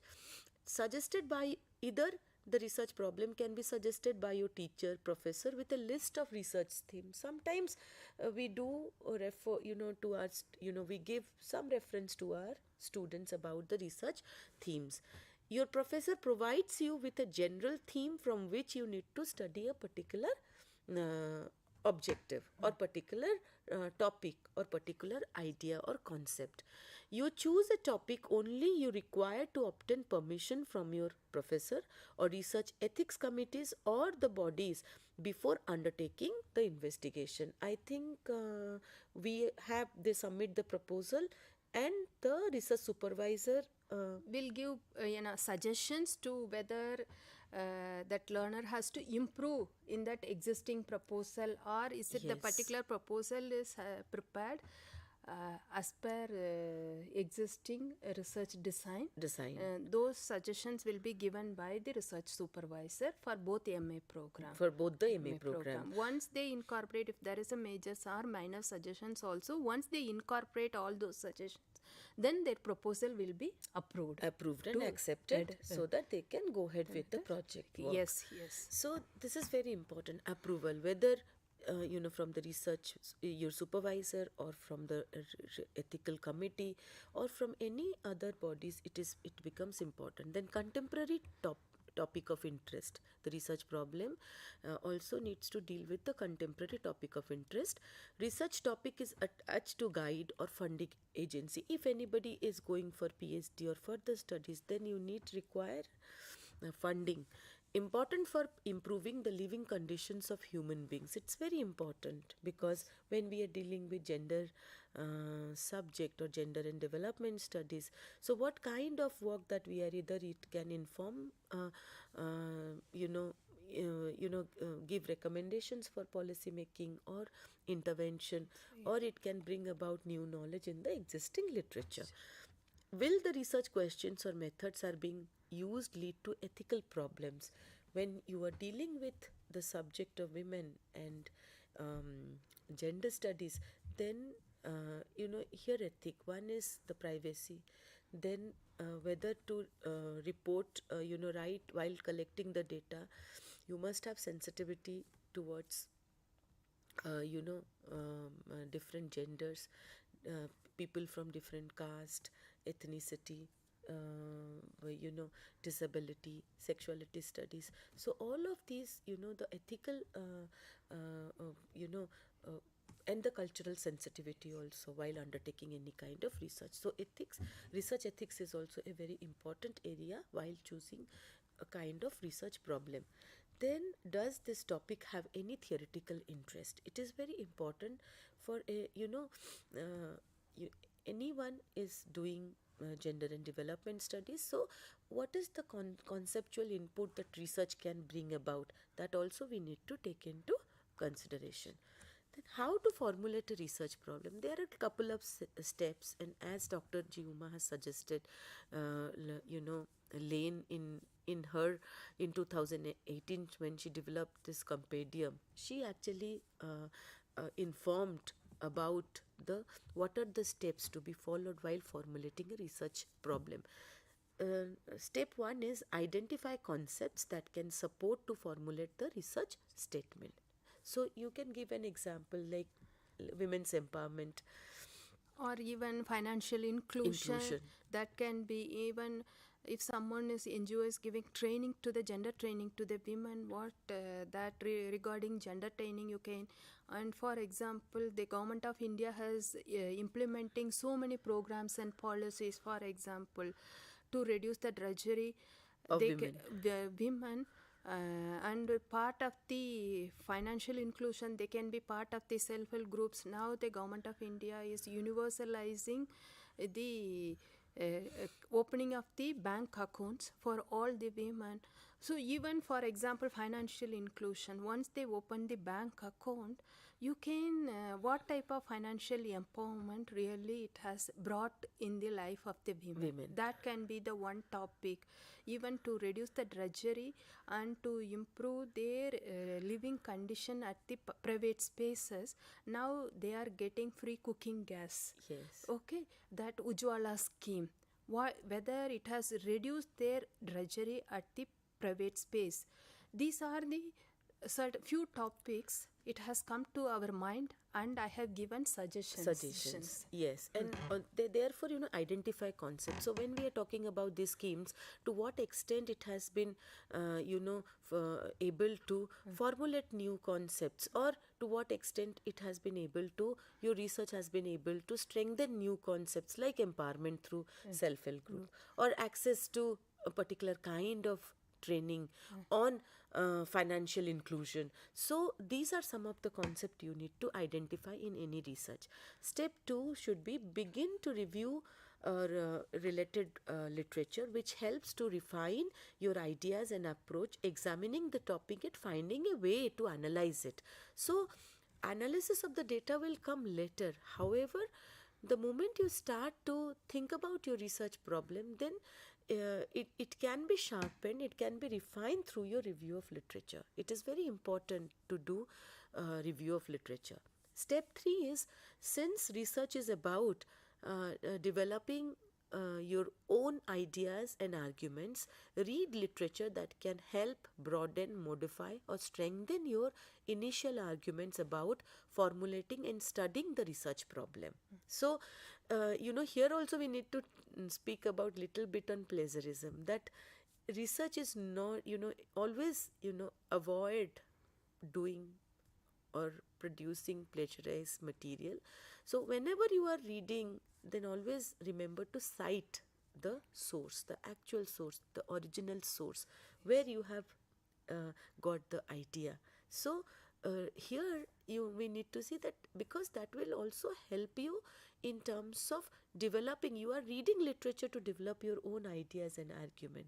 And yes, it's like an intellectual theft. Yes. You are taking someone's ideas and as if you are presenting your idea. That is Yes. totally wrong. Wrong. You are rightly pointed out this. So this is one of the last step is step 4, that is to be able to strengthen your initial ideas. You need to narrowing the research topic or idea. So you always start with a broader idea, like Dr. G. Uma spoke about financial inclusion. It's a vast area, and then you need to link it with financial inclusion of women, either through microcredit organizations, through SHG, self-help group, or any other. So then you are from a broad topic, you are bringing, or you are coming down to a narrow or specific topic of interest. So Yes. this is the last step. And what is the role of review of literature in formulating a research problem?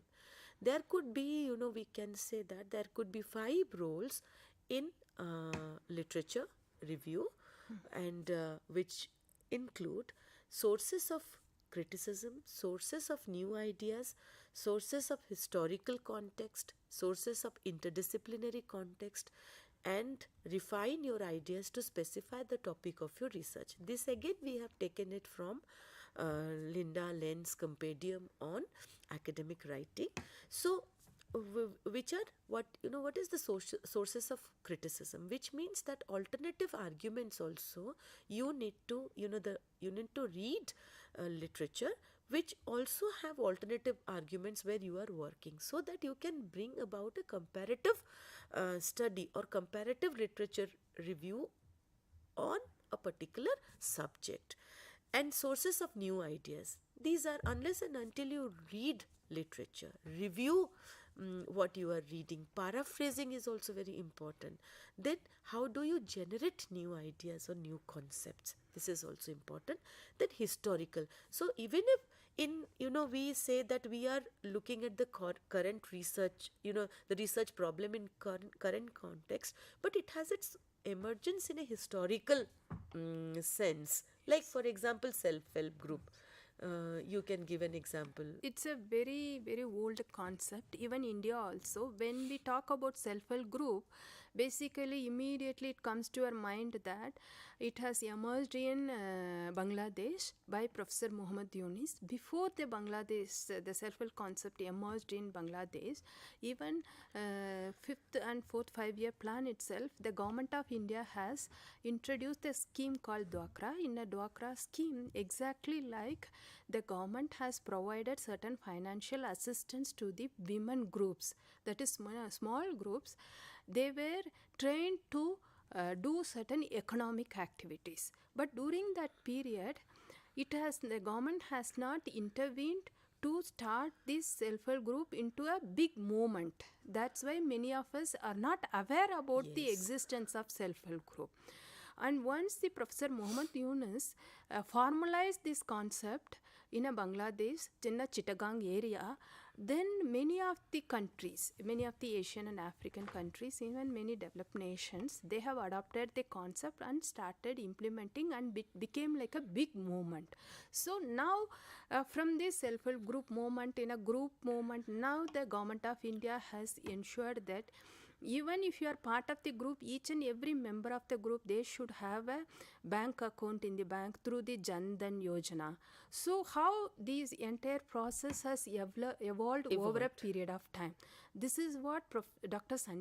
Dr. Sunita Dal talking about the historical context. Whatever the concept you are studying, the current research problem or area of interest, but it has some genesis, in the history, and therefore it is very important for you to even to trace the history of a particular concept through literature. Then interdisciplinarity. I know our students, they are working in interdisciplinary areas, and many of them are associated or working with international agencies, with the government, and with the grassroots organizations. So now things have moved from single discipline to multidiscipline to interdisciplinarity. So here also literature allows us to think like gender, particularly in gender and development, from an interdisciplinary perspective. And certainly reading helps in terms of refining the research idea. So what are the steps to be followed? Now we can discuss about what are the steps to be followed for doing review of literature. Let me talk about what are the steps to be followed in a review of literature. First is that as a master student, both MA in Gender and Development Studies, MA in Women's and Gender Studies, we have provided the course material. The first step as a master's student, you must read our course material. Our course material will introduce the concept related to the Women's Studies, Gender Studies and Gender and Development Studies. So read and review the existing course material. Second one is that search your university library for recently published articles and books. As we have in Dr. Sunita Dal talked about the reviewing the existing literature, in that we have talked about historical context, as well as there are many research will be carried out continuously. So recent research will be published in the journals. So these journals and books, articles will be available in the university library. You must be wondering that you are an ODL student, how will you access our library? So you can very well, our regional centers, they have stock, they are maintaining small library. You can go to our regional centers, or you can go to the library located in your own town or city. There are many public libraries or university libraries and college libraries. So you must visit these libraries and you have to read the articles related to your research. So recent research will be published as an article or as a books, or even sometimes newspaper also, they carry out the recent research, articles related to the recent research, and search your topic of interest in current journals of your subject of discipline. That is more important.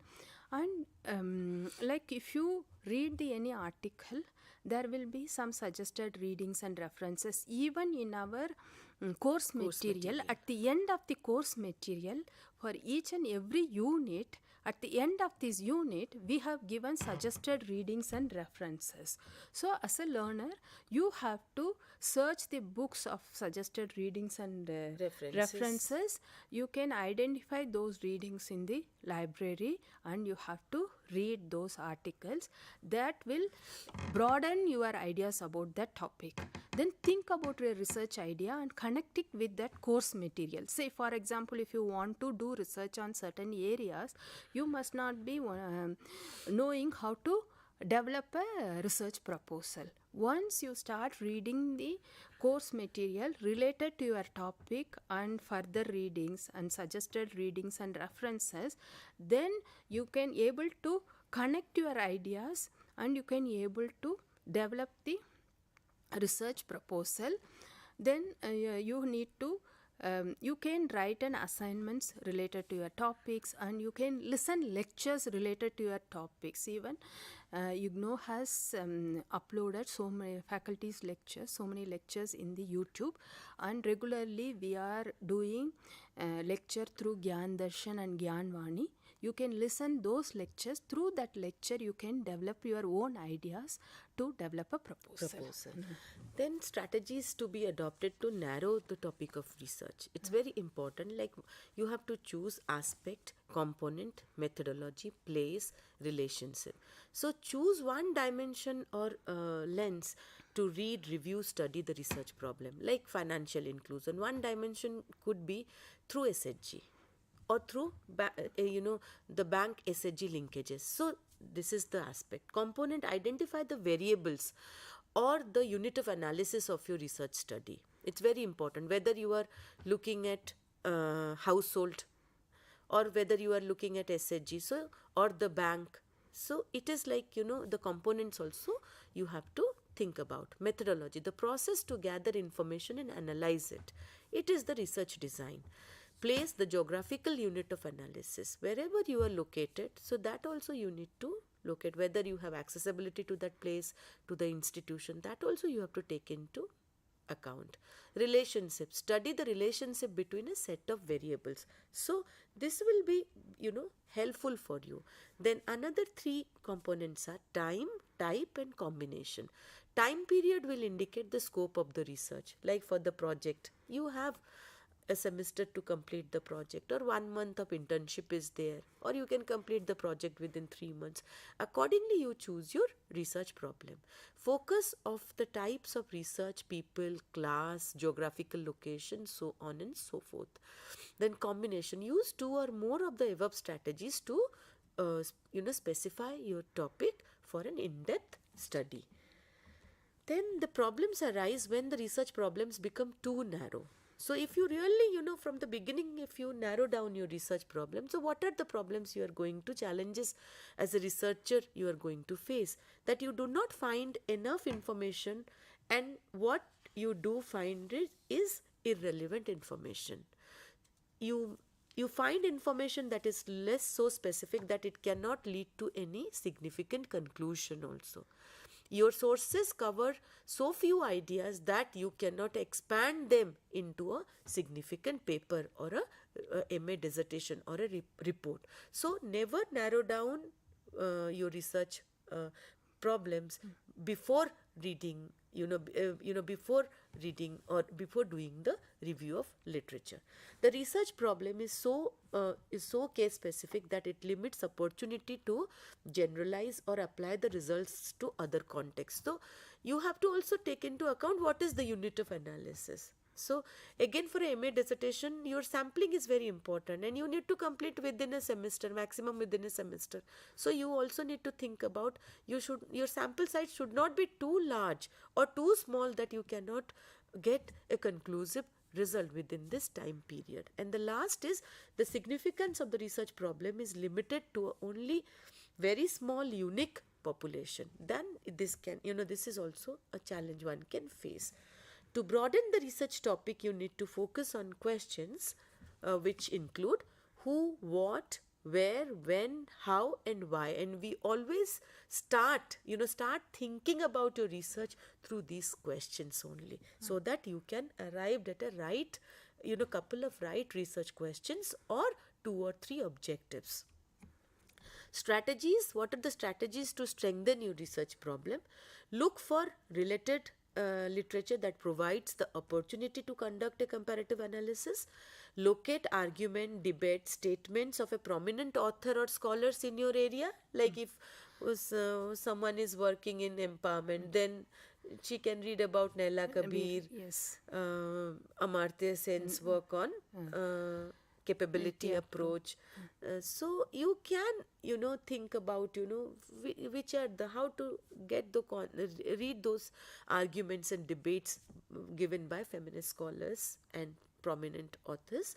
Identify research centers or organizations that focus on studying current issues. Like there are organizations, for example, I can give an example of like Sama, who works in women's health. So someone is working on women's health, they can always go to that organization or access some of these organizations, or in Hyderabad Institute of Health System. So particularly dedicated organizations are there, even UN agencies are there, World Bank reports are there. Someone is working on labor, then I always access ILO website also. So this would help in terms of to formalize your research problem in relation to the current issues, because this organization bring about every time, through their writings, journals, reports, field reports they come up with. Then look for government reports and policy documents. Always do that. Look for government reports and policy documents. Then, you can give an example and where we can conclude our session. This with regard to government reports, policy documents, all those things are available in that particular website. For example, ILO report will be available with the ILO website. Even central and state governments, they have uploaded their policy documents in their own website. So today we have talked about research problem and designing the qualitative research. We will continue this topic in the next session. So in the next session, we can have brief, a discussion on the research design and how to designing a qualitative and a quantitative research. So we have spoken about what is research, what kinds of research designs are available, then how to formulate a research problem, and our next session we are going to speak about how to design a qualitative and quantitative research studies. With this, we thank all of you, and we conclude the session. Thank you. Thank you. Bhai,